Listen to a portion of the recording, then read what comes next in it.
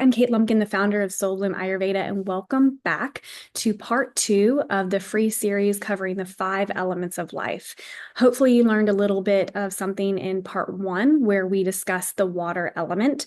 And if you haven't been able to listen to that video or look at the blog post, please go back and take a look at that after this, because these elements are going to build on top of one another, and they're also going to overlap in some ways. So, welcome to part 2, and today we're going to be talking about the earth element. So, when I say earth, you may automatically think of the planet that we live on, which is the planet Earth, or you may think of going outside and standing on the earth. And yes, that is entirely correct. Those are all qualities of the earth element or the earth element. But I just want you to take a second to visualize something. So, visualize yourself walking outside and putting your hands underneath the grass, like on top of the earth. What would you feel? You would probably, like if you started to really run your hands down, you would probably feel coolness. It would feel really solid. It would feel like solid, gross mass underneath your hand. It would feel very stable. And you may even feel like this sense of cool, like moisture underneath your hand, depending on where you're at in the world. And these are all qualities of the earth element: solid, dense, steady, cool, moist. And in the physical sense, this is showing up in your body as the skeletal system, literally your bones. Your bones are the solid structure framework for your entire body, your entire structure. And without your bones, you would essentially just be one big pile of mush. There would be no structure for your organs, ligaments, muscles, skin, all of that. You have to have your skeletal system and a healthy one in order to, have a healthy framework. And as I mentioned last time, the water element is the element that is most predominant at birth. So you have all 5 elements within you at all times of life, like at conception till when we pass away. But at birth, the water element is the most predominant. And around the age of 6 months is when the earth element starts to really build within a baby. And, a tooth may start to emerge.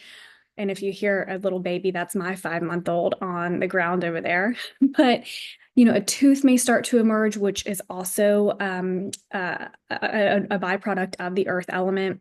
They start to eat solid foods, and they don't really feel as like mushy. They start to gain that weight. They start to gain mass and density, and they start to get heavier.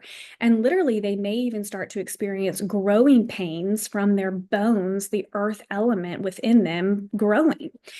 And as adults, that's where we have to really take into account the health of the earth element in our physical body by our bone structure. Are our bones breaking? Are we experiencing bone fractures? And all those are signs of depletion of the earth element in our bones, in our body. And so also the earth element correlates to our nutrition and what we eat on a daily basis. So I was reading this book, and it's called Good Energy, and it's a really good book. And as I mentioned, I'm super visual. And she was talking about how inside of our body, it's a very dark, warm, moist environment. And our cells are blind, like they can't see. And so what our cells are doing is they're essentially just here in this dark environment waiting for nutrients to pass by so they can reach out and grasp the nutrients and, do what they need to do with the nutrients that come into our body. But think about if we're just eating ultra processed food or packaged foods all day, and we're not ingesting whole fruits and vegetables and pasture raised and grass fed meat or beef or chicken. We're not actually giving our body quality nutrients. Our body is not taking in quality earth element. So we really have to take a step back and think about, what are we ingesting and eating on a daily basis? No diet is made for everybody. For many, many years, I was a pescatarian, probably maybe for 5 years. And when I was pregnant with my first daughter, I started eating meat again. And I realized how much better I felt by eating meat. And, some people don't feel that way. But for me and my body and my constitution and my hormone needs, I need to eat meat. It makes me feel better. And for some people, they can live a healthy lifestyle by being vegan or vegetarian or pescatarian. But if anyone tells you that there's a one size fits all approach in terms of diet and nutrition, you need to run the other way because that is completely untrue. We all have very different needs in terms of what we need to do in terms of diet and nutrition. And so this is just understanding, what you're taking in and how you are digesting it.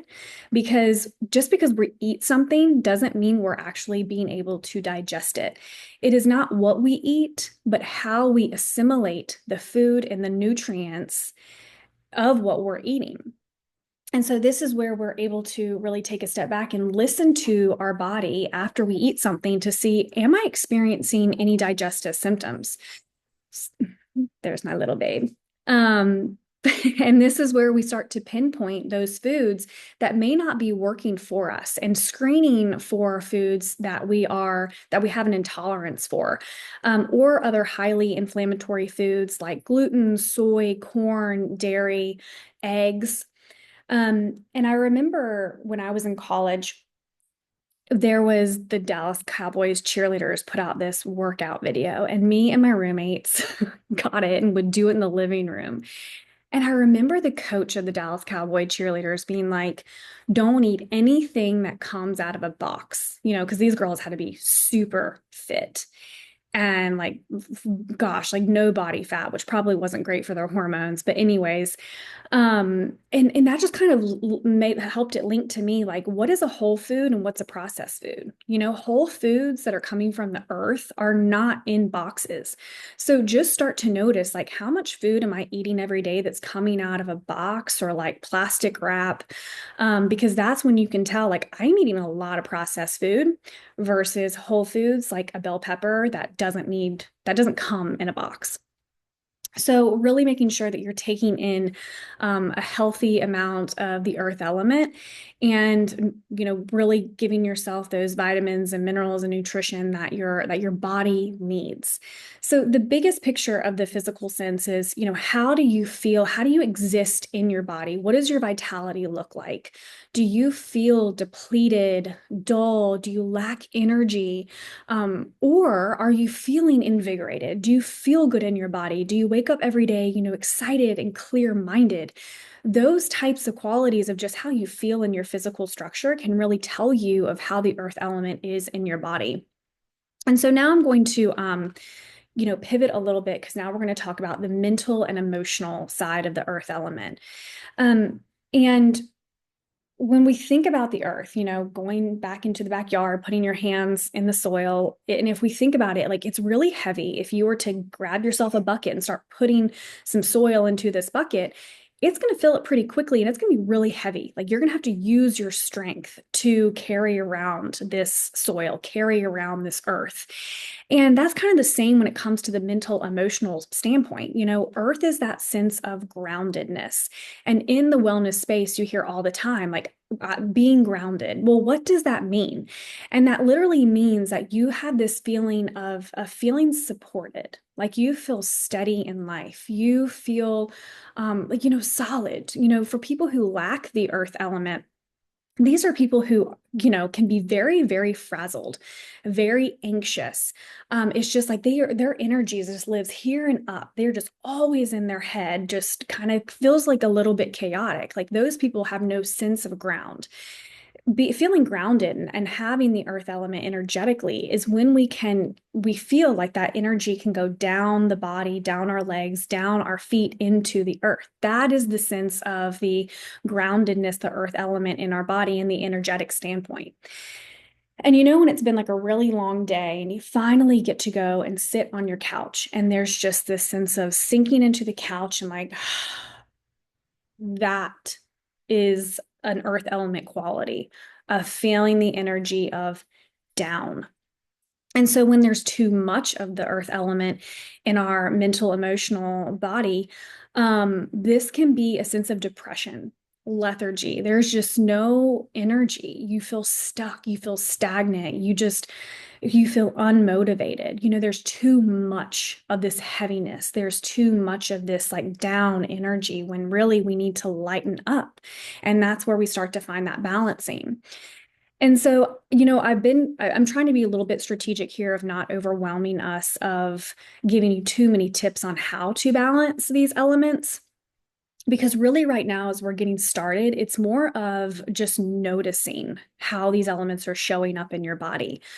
So I want you to just take a moment and think about, how do I feel in my body? Do I feel healthy? Do I feel like my weight is appropriate for my size?